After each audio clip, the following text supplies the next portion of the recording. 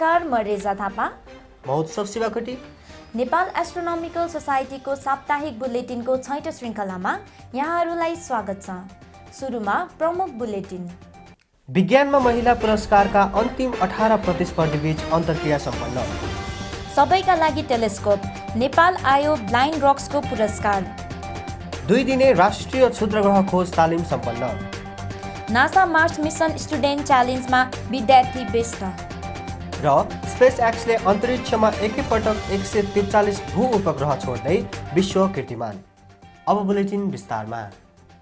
विज्ञानमा महिला पुरस्कार 2020 को विभिन्न चरण पार गर्दै छानिएका 18 अन्तिम प्रतिस्पर्धी बीच गत माघ 15 गते साँझ अन्तर्क्रिया कार्यक्रम सम्पन्न भयो। कार्यक्रममा त्रिभुवन विश्वविद्यालयका प्राध्यापक डाक्टर नीलम श्रेष्ठ प्रधान, काठमाडौँ विश्वविद्यालयका प्राध्यापक डाक्टर बालचन्द्र लुइटेल तथा नेपाल विज्ञान तथा प्रविधि प्रज्ञा प्रतिष्ठानका प्राज्ञ डाक्टर ऋषि शाह वक्ताका रूपमा आमन्त्रण गरिएको थियो। नेपालमा भौतिक विज्ञानकी पहिलो प्राध्यापक श्रेष्ठले विज्ञानमा सफलता हात पार्न लगनशीलता र धैर्यका आवश्यकता हुने कुरा बताउनुभयो। उहाँले उचित वातावरण र अवसर पाएको खण्डमा महिलाले पनि विज्ञानमा उपलब्धिमूलक काम गरेर देश विकासमा टेवा दिन सक्ने कुरामा जोड दिनुभयो। नेपालमा विज्ञान, प्रविधि, गणित तथा इन्जिनियरिङ शिक्षालाई प्रभावकारी बनाउँदै समाज निर्माणका संवाहक निर्माण अभियानमा लाग्नुभएका प्राध्यापक लुइटेलले समाज परिवर्तन तथा विकासमा महिलाको शिक्षा र भूमिका उल्लेख्य रहेको बताउनुभयो। त्यस्तै नासका प्राज्ञ शाहले महिलाहरूले पनि शिक्षा, विज्ञान तथा नवप्रवर्तनमा उल्लेख्य योगदान दिनुपर्ने औलाउँदै नवीनतम योजना भएको खण्डमा सहभागीहरूलाई आवश्यक सहयोगको लागि आफू र आफ्नो कम्पनी लोटस होल्डिङको सदैव साथ रहने बताउनुभयो। सन् 2020 मा इन्टरनेसनल एस्ट्रोनोमिकल युनियनले बेल्जियमको star science for all SSBI सँग मिलेर एउटा विश्वव्यापी प्रतियोगिता आयोजना गर्यो, जस अन्तर्गत नोबेल पुरस्कार विजेता तथा प्रसिद्ध खगोल वैज्ञानिकहरूले हस्ताक्षर गरेका 17 टेलिस्कोप पुरस्कार दिने निर्णय भयो। प्रतियोगितामा सहभागी हुन इच्छुक व्यक्ति वा समूहले सहभागिताको लागि प्रस्ताव पेश गर्न भनियो। प्रस्तावमा सहभागीले टेलिस्कोप पाएको खण्डमा के कसरी प्रयोग गर्नेछन् भन्ने बताउनु पर्ने थियो।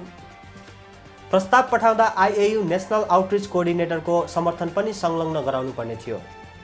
कार्यक्रममा नेपालबाट 17 सहित विश्वका 34 देशबाट 172 प्रस्ताव परेकोमा नेपालबाट ब्लाइन्ड रक्सले जितेको थियो। गत जुन 2020 मा नतिजा घोषणा भई सेप्टेम्बरमा टेलिस्कोप नेपाल आइपुग्नु पर्ने भए पनि कोभिड-19 का कारण ढिला हुन गई गत हप्ता नेपाल आइपुग्यो। दृष्टिविहीनहरूको लागि काम गर्दै आइरहेको संस्थाले टेलिस्कोप पाएपछि सबैको जिज्ञासा त बढ्यो नै, एक किसिमको चर्चा नै चल्यो। दृष्टिविहीनले कसरी यसको प्रयोग गर्लान् त? अब हेरौँ ब्लाइन्ड रक्सकी संस्थापक तथा विजेता सृष्टि केसी के भन्नुहुन्छ। त्यही त फाइनली टेलिस्कोप चाहिँ आइपुगेको छ होइन, लाइक अलमोस्ट 1 वर्षपछि आइपुग्यो। अनि त्यो चाहिँ एकदम क्युरियस नि कस्तो हुन्छ होला भनेर, किनभने मैले कहिले पनि लाइफमा यस्तो लाइभ टेलिस्कोप हेरेको थिइनँ, सानोमा देख्दा अलिअलि पिक्चरमा हो।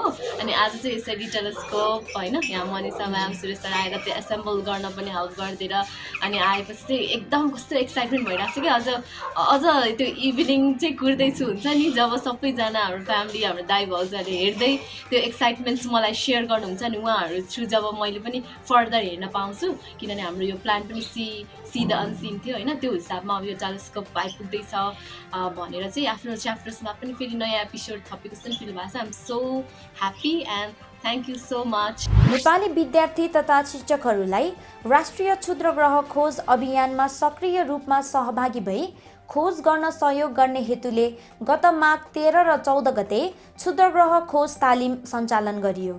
तालिममा प्रदेश 1, प्रदेश 2 तथा बागमती प्रदेशबाट सहभागीहरूले खगोल विज्ञानका विभिन्न पाटोको आधारभूत जानकारी लिनुका साथै क्षुद्रग्रह, यसको खोज प्रक्रिया तथा international astronomical union minor planet सेन्टरको बारेमा पनि ज्ञान हासिल गरे। कार्यक्रममा राष्ट्रिय क्षुद्रग्रह खोज अभियानको औचित्य तथा हालसम्मको उपलब्धिको बारेमा चर्चा गरिएको थियो। यसपटक सहभागीहरू कक्षा 5 देखि उच्च माध्यमिक तथा विश्वविद्यालयमा अध्ययनरत विद्यार्थीहरू थिए। सहभागीहरूलाई नेपाल एस्ट्रोनोमिकल सोसाइटीका अध्यक्ष सुरेश भट्टराईले प्रशिक्षण दिनुभएको थियो। कार्यक्रमको दोस्रो दिनको अन्त्यमा सहभागीहरूले के भने हेरौँ है त। So for me, the takeaway message from this training is that anything is possible, no matter how young you are or what your backstory is. If you believe, you can do it. सुरुमा अप्ठ्यारो हुन्छ जस्तो लागेको थियो तर सजिलो रहेछ पुरा। जसले पनि गर्न सक्छ क्या, तर इन्ट्रेस्ट हुनु पर्यो। And you have to observe carefully while hunting for asteroid. गत माघ 5 गते सुरु भएको 5 हप्ते नासा मार्स मिसन स्टुडेन्ट च्यालेन्जको दोस्रो हप्ता निकै व्यस्त रह्यो। फागुन 7 गतेसम्म सञ्चालन हुने यो कार्यक्रमको दोस्रो साता अर्थात् माघ 12 देखि 16 गतेसम्म सहभागीहरूले आफ्नो योजना बनाए।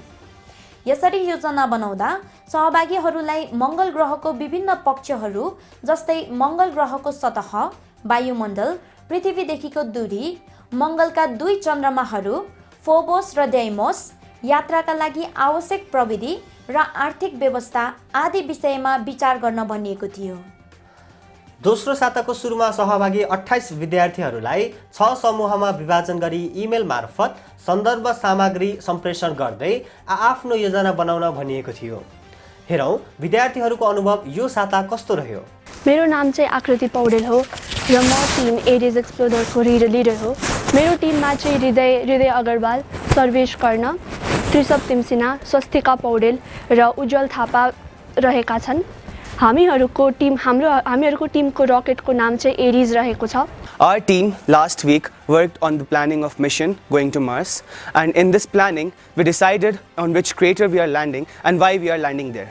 Now, when we have designated our landing site to be as Holden Crater, and our main objective to launch this rover or a rocket is to find life on Mars. And as Holden Craters consist of many sediments, and it is thought to have rivers flowing before, so that is why we are keen to research about it. गत साता अमेरिकी निजी अन्तरिक्ष संस्था space एक्सको falcon 9 प्रक्षेपण यान अर्थात् रकेटद्वारा एउटै प्रक्षेपणमा 143 भू उपग्रह प्रक्षेपण गरी विश्व कीर्तिमान रचिएको छ।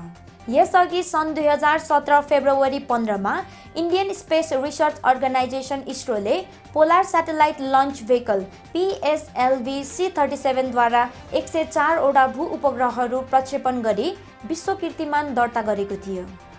ट्रान्सपोर्टर 1 मिसन नाम दिएको उक्त प्रक्षेपणमा स्पेस एक्सको आफ्नै स्टारलिङ्क मेगा कन्स्टलेसनको 10 वटा भू उपग्रह थिए भने सबैभन्दा बढी अमेरिकाको सान फ्रान्सिस्को स्थित निजी अन्तरिक्ष संस्था प्लानेटको 48 वटा भू उपग्रहहरू थिए। अन्तरिक्ष प्रक्षेपण तथा यात्रा सस्तो बनाउने उद्देश्यले सन् 2011 सेप्टेम्बरमा कम्पनीले पावर ड्रिभन ल्यान्डिङ सिस्टमको प्रयोग गरी आफ्नो प्रक्षेपण यानहरू पुनः प्रयोग गर्ने घोषणा गरेको थियो। यस प्रविधिको विकास गर्दै सन् 2015 डिसेम्बर 22 मा पहिलो पटक फाल्कन 9 को प्रक्षेपण यान फर्स्ट स्टेज भर्टिकल ल्यान्डिङ गरिएको थियो। कम्पनीको वेबसाइट अनुसार यस बुलेटिन बनाउँदासम्म जम्मा 72 वटा सफल ल्यान्डिङ गरिएको र 51 वटा पुनः प्रक्षेपण फ्लाइट गरिएको उल्लेख छ। अन्त्यमा प्रमुख बुलेटिन पुनः एकपटक। विज्ञानमा महिला पुरस्कारका अन्तिम 18 प्रतिस्पर्धी बीच अन्तर्क्रिया सम्पन्न। सबैका लागि टेलिस्कोप, नेपाल आयो ब्लाइन्ड रक्सको पुरस्कार। 2 दिने राष्ट्रिय क्षुद्रग्रह खोज तालिम सम्पन्न। नासा मार्स मिसन स्टुडेन्ट च्यालेन्जमा विद्यार्थी व्यस्त। र स्पेस एक्सले अन्तरिक्षमा एकैपटक 143 भू उपग्रह छोड्दै विश्व कीर्तिमान। तपाईहरुलाई आजको नासो बुलेटिनको श्रृङ्खला कस्तो लाग्यो? तल कमेन्ट बक्समा गएर आफ्नो अमूल्य सुझावहरू राख्नुहोला। साथै नेपाल एस्ट्रोनोमिकल सोसाइटीको आधिकारिक युट्युब च्यानललाई सब्स्क्राइब गर्न नबिर्सनुहोला। तपाईहरुले यस बुलेटिन हाम्रो पात्रो नामक एपबाट पनि हेर्न सक्नुहुनेछ। आउँदो आइतबार साँझ 7 बजे नयाँ श्रृङ्खला लिएर यहाँहरूमाझ हामी उपस्थित हुने नै छौँ। तबसम्मको लागि बिदा दिनुहोस्। धन्यवाद।